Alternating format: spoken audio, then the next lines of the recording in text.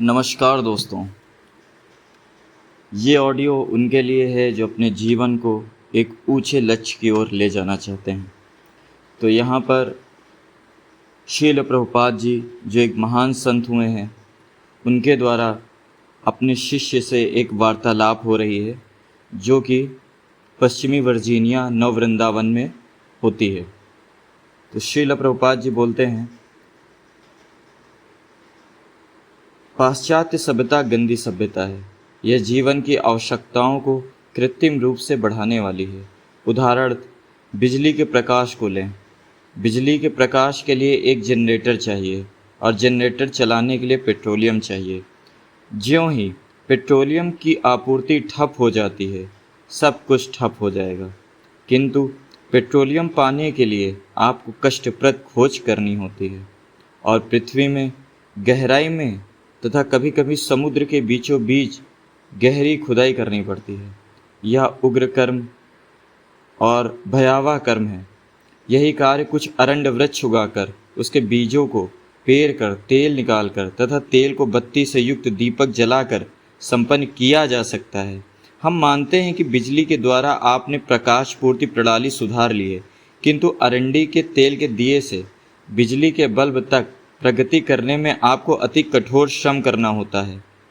आपको समुद्र के बीचों बीच जाकर वेधन करके पेट्रोलियम निकालना होता है और इस तरह जीवन का असली लक्ष्य छूट जाता है। आप बहुत ही शोचनीय स्थिति में हैं। विभिन्न योनियों में निरंतर मरते तथा जन्म लेते रहते हैं। इस जन्म मृत्यु के चक्कर से अपने को कैसे मुक्त किया जाए, यही आपकी असल समस्या है और इस समस्या का हल मानव जीवन में ही होना होता है।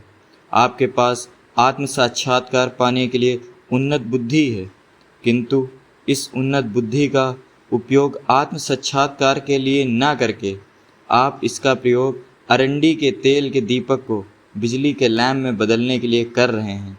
इतना ही है।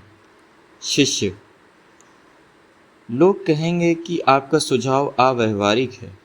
यही नहीं, बिजली प्रकाश उत्पन्न करने के अलावा और भी अनेक कार्य करती है।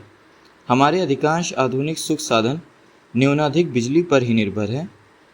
श्रील प्रभुपाद, हो सकता है कि आप इस जीवन में बहुत ही आराम से रह रहे हों, किंतु अगले जीवन में आप कुत्ता बन सकते हैं।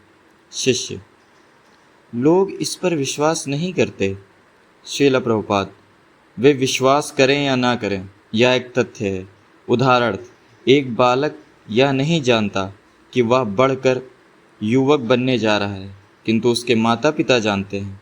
यदि बालक यह कहे कि नहीं, मैं युवक नहीं बनने वाला हूँ, तो यह बचकानी बात होगी। माता पिता जानते हैं कि बालक बढ़कर युवा बनेगा और उन्हें चाहिए कि वे उसे ऐसी शिक्षा दिलाएं जिससे वह जीवन में सुस्थित हो सके। यही अभिभावक का कर्तव्य है। इसी तरह जब हम आत्मा के देहांतरण की बात चलाते हैं तो कोई ध्रुव यह कह सकता है, मैं इस पर विश्वास नहीं करता, किंतु तो भी यह तथ्य है। कोई मूर्ख, एक पागल यह कह सकता है कि देहांतरण तथ्य नहीं है, किंतु असलियत यही है कि उसे यह जीवन में अपने कर्म के गुणानुसार दूसरा शरीर अपनाना पड़ेगा। कारणम गुणाशुष्यो सदा सदो जिन्नमनस्सु।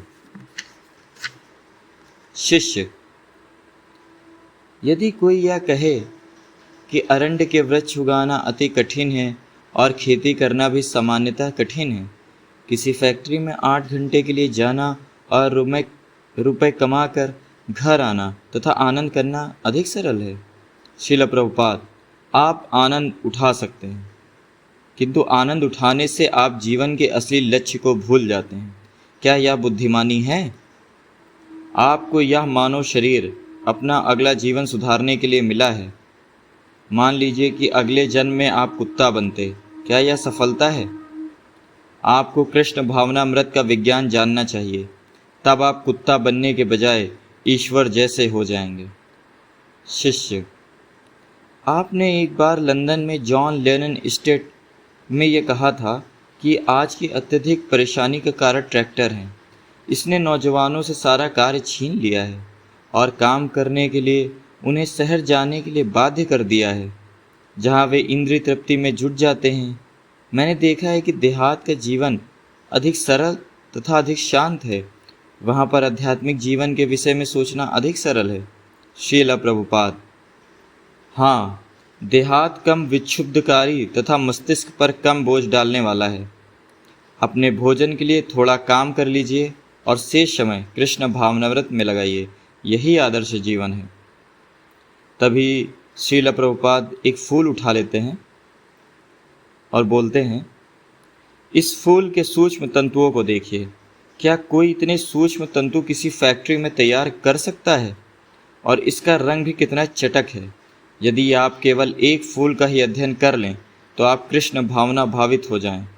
एक यंत्र है जिसे आप प्रकृति कहते हैं और इस यंत्र से सारी वस्तुएं बन रही हैं, किंतु इस यंत्र को किसने बनाया है? हमारा विज्ञान परिपूर्ण है क्योंकि हम कृष्ण से ज्ञान ग्रहण करते हैं जो परिपूर्ण स्रोत हैं। आत्मा को हम अपनी स्थूल इंद्रियों से नहीं देख सकते, परंतु हम इसकी अनुभूति कर सकते हैं। चेतना का अनुभूति होना यह आत्मा का लक्षण है।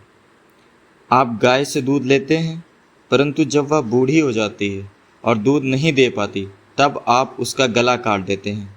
क्या यह मानवचनित व्यवहार है?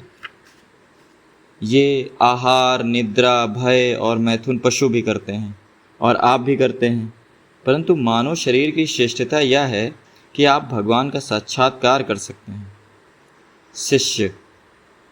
आपने लंदन में कहा था कि लोग यह नहीं जानते कि फूलों को कृष्ण ने सोच समझकर ही रंग प्रदान किया है। श्रील प्रभुपाद। हाँ, क्या आप यह सोचते हैं कि बिना कलाकार के फूल इतना सुंदर बन सकता है? यह मूर्खता होगी। प्रकृति क्या है? यह कृष्ण का यंत्र है। कृष्ण के यंत्र द्वारा ही सब कुछ हो रहा है। अतः आप नव वृंदावन में अपने रहन सहन के रीति को सुधारें, खुले स्थान में रहें, अपना अन्न, अपने लिए दूध स्वयं उत्पन्न करें, स्वयं समय बचाकर हरे कृष्ण का कीर्तन करें। सादा जीवन, उच्च विचार, यही आदर्श जीवन है। किंतु यदि आप अपने जीवन की कृत्रिम आवश्यकताएं तथा कथित सुख साधन बढ़ा लें और कृष्ण भावनामृत के असली कार्य को भूल जाएं, तो यह आत्मघातक होगा। आप इस आत्मघाती नीति को रोकना चाहते हैं? वस्तुतः हम इस पर बल नहीं देते कि लोग प्रौद्योगिकी की आधुनिक प्रगति को रोक दें। हमें तो श्री चैतन्य महाप्रभु द्वारा प्रदत्त सीधा साधा सूत्र प्रस्तुत करते हैं कि हरे कृष्ण का कीर्तन करें। आप अपनी प्रौद्योगिकी फैक्ट्री में भी कीर्तन कर सकते हैं, इसमें क्या कठिनाई है? आप अपने यंत्र का बटन दबाते रहें और साथ ही हरे कृष्ण कृष्ण कृष्ण हरे हरे, हरे राम राम राम हरे हरे का कीर्तन करते रहें। शिष्य। और यदि लोग कीर्तन करने लगेंगे तो वे क्रमशः प्रौद्योगिकी का परित्याग कर देंगे। श्रील प्रभुपाद। निस्संदेह। शिष्य। तब तो आप उनके विनाश का बीज बो रहे हैं। श्रील प्रभुपाद।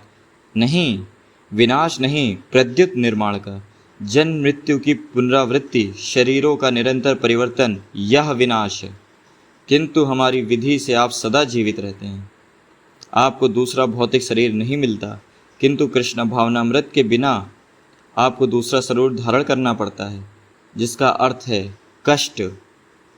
तो फिर क्या अच्छा है, एक के बाद दूसरा शरीर धारण करना या आगे कोई शरीर धारण न करना? यदि आप इस शरीर के साथ अपने कष्ट को समाप्त